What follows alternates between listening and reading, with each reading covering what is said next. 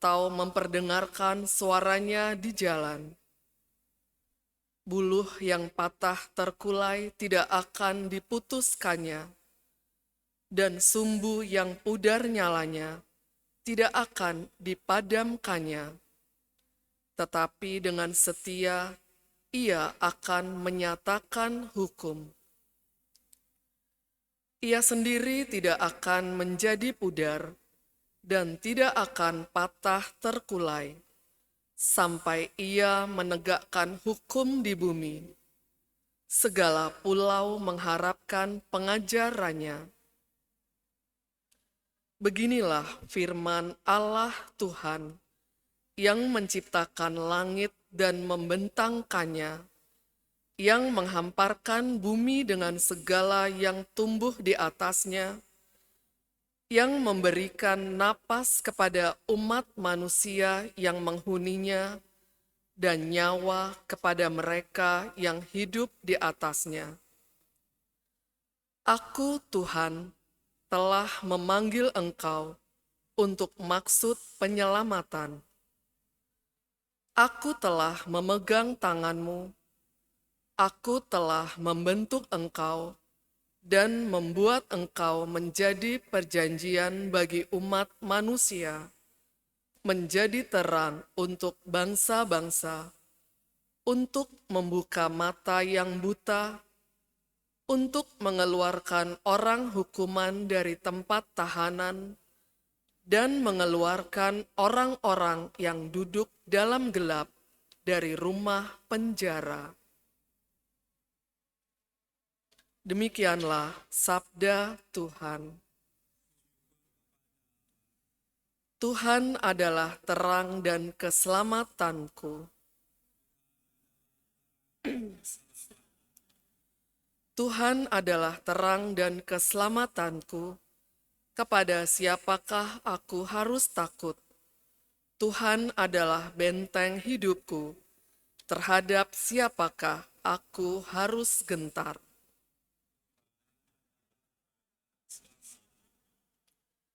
Ketika penjahat-penjahat menyerang untuk memangsa aku, maka lawan dan musuh itu sendirilah yang tergelincir dan jatuh.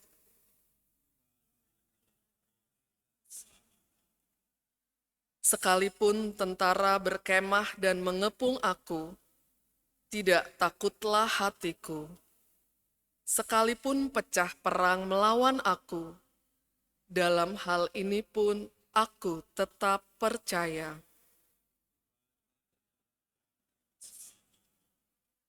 Sungguh, aku percaya akan melihat kebaikan Tuhan di negeri orang-orang yang hidup. Nantikanlah Tuhan, kuatkanlah dan teguhkanlah hatimu, ya, nantikanlah Tuhan.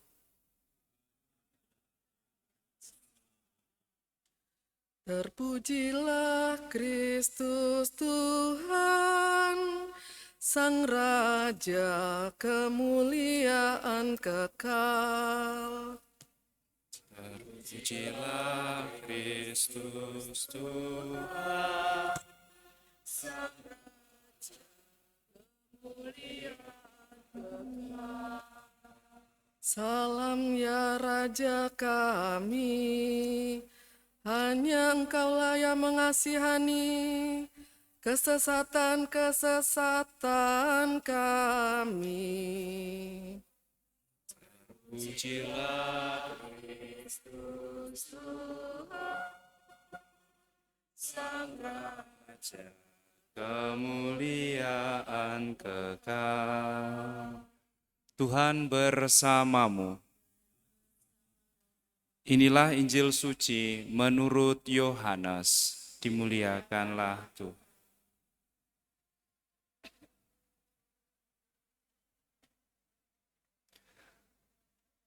Enam hari sebelum Paskah, Yesus datang ke Betania, tempat tinggal Lazarus yang ia bangkitkan dari antara orang mati. Di situ diadakan perjamuan untuk dia. Marta melayani dan salah seorang yang turut makan dengan Yesus adalah Lazarus. Maka Maria mengambil setengah kati minyak narwastu murni yang mahal harganya, lalu meminyaki kaki Yesus dan menyekanya dengan rambutnya. Dan bau minyak itu semerbak memenuhi seluruh rumah.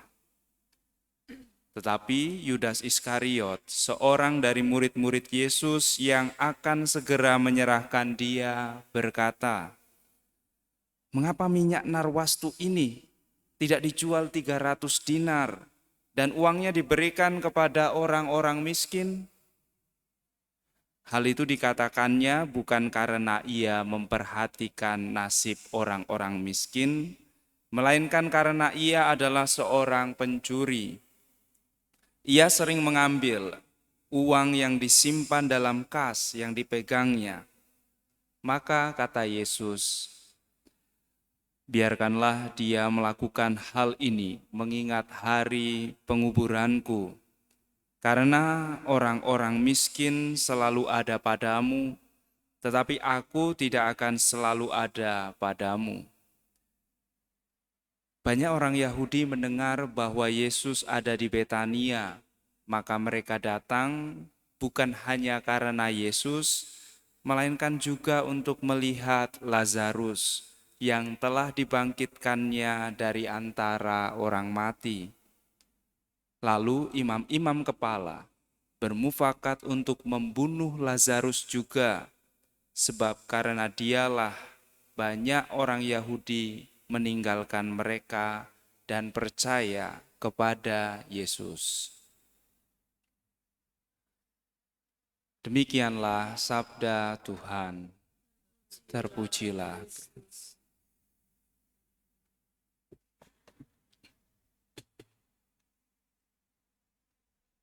Dalam bacaan yang pertama, kitab Nabi Yesaya,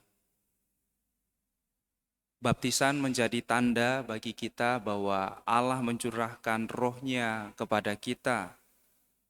Dan dengan curahan roh itu kita dijadikan anak-anak Allah yang dipilih. Dan dipilih untuk apa? Dipilih untuk maksud penyelamatan. Artinya dipilih untuk agar kita selamat, tetapi juga agar kehadiran kita juga membawa keselamatan. Membawa sukacita, harapan, terang bangsa-bangsa. Di mana kita berada, orang merasa seperti referen Mazmur tadi, orang merasa dan sungguh-sungguh mengalami Allah adalah terang dan keselamatanku. Dan Allah yang kita bawa ialah Allah yang hidup, yang kita imani dalam diri Yesus Kristus, Tuhan kita, yang dalam bacaan Injil sungguh tak ternilai dengan apapun, tidak ternilai dengan barang apapun, dengan waktu apapun, dan tenaga seberapapun. Dalam bacaan Injil kita dapat melihat bahwa demi Yesus, orang-orang rela mengorbankan harta, waktu, tenaga, seperti Maria, Lazarus, dan juga Marta. Maka berada bersama Yesus dalam bacaan Injil tadi sungguh-sungguh menjadi satu poin yang sedikit lebih utama daripada yang lain. Maka kalau kita masih merasa ketika kita berlama-lama berdoa itu menghabiskan waktu, membuang-buang waktu, membuat waktu kita tidak produktif, dan mungkin kita berpikir lebih baik bekerja, dan seperti Yudas Iskariot tadi, bekerja mendapatkan uang dan uangnya bisa untuk beramal kepada orang lain. Mungkin kita juga bisa atau pernah berpikir seperti itu. Maka mari hari ini kita diajak dalam pekan suci ini untuk semakin mendekatkan diri, semakin tinggal bersama dengan Yesus. Itu adalah hal yang pertama yang harus kita lakukan. Karena ketika kita sudah berada bersama Yesus, dengan sendirinya kita akan tergerak dan terdorong untuk keluar mengasihi sesama, bukan sebaliknya. Dan ketika kita sudah bersama dengan Yesus, kebersamaan itu tidak ternilai dengan apapun. Dan apa yang kita lakukan dalam doa, dalam kebersamaan dengan Yesus, bukan menjadi sebuah perlombaan dalam tanda kutip rohani, sehingga menimbulkan keirian, iri, seperti yang dialami oleh orang-orang Farisi. Semoga kita bisa semakin tinggal bersama dengan Yesus, dan dengan demikian kita akan tergerak dan terdorong untuk mengasihi sesama kita. Semoga Tuhan memberkati kita.